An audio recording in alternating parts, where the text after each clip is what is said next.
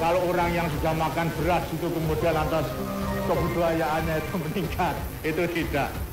Baik beras maupun jagung dan juga ketela adalah sumber daripada karbohidrat yang sama. Bahkan mungkin lebih baik. Jadi janganlah merasa rendah kalau bahan bakunya itu jagung, jangan. Saya mau tanya, zaman Pak Harto dan zaman Pak Jokowi enak mana, Pak? Oh, enak Pak Harto mah. Pokoknya selama Pak Harto udah lengser tuh kita nggak pernah milih presiden, mendingan tidur, kagak jelas presiden sekarang. Oh gitu? Iya, udah males. Pada korupsi semua. Kangen zaman Pak Harto. Portal Islam.id. Ya, kangen zaman Pak Harto.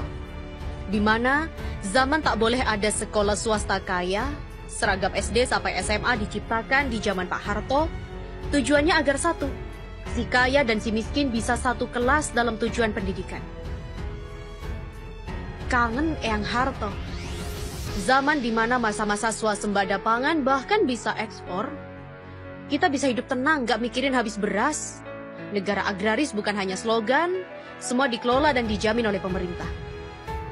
Zaman Pak Harto, Pak Tani dikasih tamu mimbar dialog rutin dalam kelom pencapir, bukan dibohongi kasih subsidi pupuk dan traktor lalu ditarik lagi. Zaman Pak Harto, kalau ke sawah ya panen raya bersama semua menteri menunjukkan pada dunia bahwa Indonesia adalah negara besar. Maka setiap kali acara kenegaraan mencari posisi Soeharto paling gampang, paling depan dan tengah. Era sekarang mah beda. Ke sawah pas deket pemilu aja sampai masuk-masuk lumpur. Giliran udah jadi, boro-boro mikirin petani. Petani panen malah dihajar, dibuka keran impor. Zaman Pak Harto masuk UI, masuk UGM murah banget. Zaman sekarang, pendidikan nauzubillah mahal banget. Anak SD saja bisa puluhan juta masuk sekolah swasta yang status sosialnya tinggi. Pendidikan dibawa ke komoditifikasi status sosial. Zaman Pak Harto, pendidikan di bawah negara. Kualifikasi ada di tangan negara, sehingga yang maju sekolah-sekolah negeri. Kita masih ingat, asal nama SMA 1 adalah sekolah terbaik. Lalu ada sekolah-sekolah terbaik negeri di segala penjuru, si kaya dan si miskin bersekolah di tempat yang sama. Zaman Pak Harto, anak tukang becak kuliah sudah biasa. Zaman sekarang, anak tukang becak bisa lulus dokter dianggap mukjizat dirayakan besar-besaran. Setiap pendidikan dirampas hanya untuk orang kaya. Zaman Pak Harto, puskesmas di mana-mana. Sistem pengobatan teratur, posyandu dijadikan gerbang besar kesehatan publik. Ibu-ibu PKK dijadikan volunteer atas kinerja negara di bidang kesehatan. Tapi di zaman sekarang, para dokter dan suster diajarkan bagaimana cara berbisnis. Di zaman sekarang inilah tragedi kesehatan berlangsung.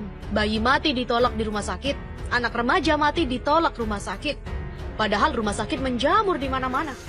Zaman Pak Harto, penyedia pendidikan, kesehatan dan papan menjadi tugas layanan negara. Di zaman demokrasi liberal, pendidikan, kesehatan dan papan menjadi alat kapitalis dalam menguras kerja rakyat. Tak ada pertanggungjawaban negara sama sekali atas ruang publik. Zaman Pak Harto, nggak ada ceritanya ulama dibubarin pengajiannya. Pak Harto selalu dekat dan santun dengan ulama. Semoga Allah Subhanahu wa Ta'ala memberikan tempat terbaik buatmu, Pak Harto. Oleh Agus Santoso. Era Soeharto, Republik Indonesia eksportir minyak, sekarang jadi negara importir. Dilansir dari Gelora.co, industri minyak dan gas atau migas Indonesia pernah mengalami kejayaan pada masa pemerintahan Presiden Soeharto. Indonesia menjadi eksportir migas dan masuk organisasi negara-negara pengekspor minyak atau OPEC. Mirisnya saat ini menjadi negara importir minyak. Pengamat perminyakan Qurtubi mengungkapkan, pada masa pemerintahan Soeharto, sektor migas menjadi sumber pertumbuhan ekonomi nasional. Pada periode 1970 sampai 1980-an, sektor migas merajai perekonomian nasional. Dia menyebutkan pemasukan APBN itu 80% disumbang dari sektor migas atau devisa negara sebagian besar dari sektor ini. Kita luar biasa ekspor migas dan menjadi anggota OPEC karena surplus minyak mentah.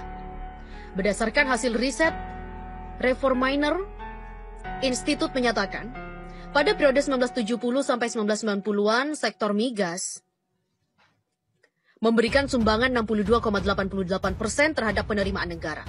Nilai ekspor migas Indonesia kala itu mencapai 20,66 miliar US dollar. Nah, sekarang boro-boro menjadi net importir minyak mentah produksi 750 ribu barel per hari. Sementara kebutuhan 1,4 juta barel per hari. Data BP World Statistik pada 2018 mencatat produksi minyak bumi Indonesia pernah mencapai 1,65 juta barel per hari pada 1977. Pencapaian itu membuat Indonesia masuk dalam jajaran 11 negara produsen minyak terbesar di dunia. Saat itu Indonesia sebagai anggota Organisasi Negara-Negara Pengekspor Minyak atau OPEC. Dia juga menyebutkan cadangan gas alam cair atau LNG Indonesia sangat besar mencapai 135,55 triliun standar kubik feet atau TSCF. Pada 30 tahun lalu, mengeksplorasi dan mengolah gas menjadi LNG di Arum Aceh. Pertamina ditunjuk membangun pabrik LNG pertama di Arum Aceh. Pada waktu itu belum ada industri berbasis gas di Indonesia, sehingga LNG diekspor ke luar negeri dengan harga yang sangat tinggi.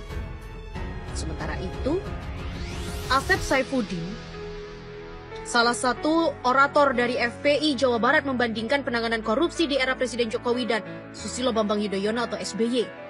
Dia menyampaikan saat itu berorasi di depan peserta aksi alumni 212, berantas korupsi di Jalan Medan Merdeka Barat, Jakarta. Asep menilai PDIP saat ini telah ikut campur dalam penanganan kasus korupsi oleh KPK. Hal itu berbeda dengan pemerintah di bawah SBY.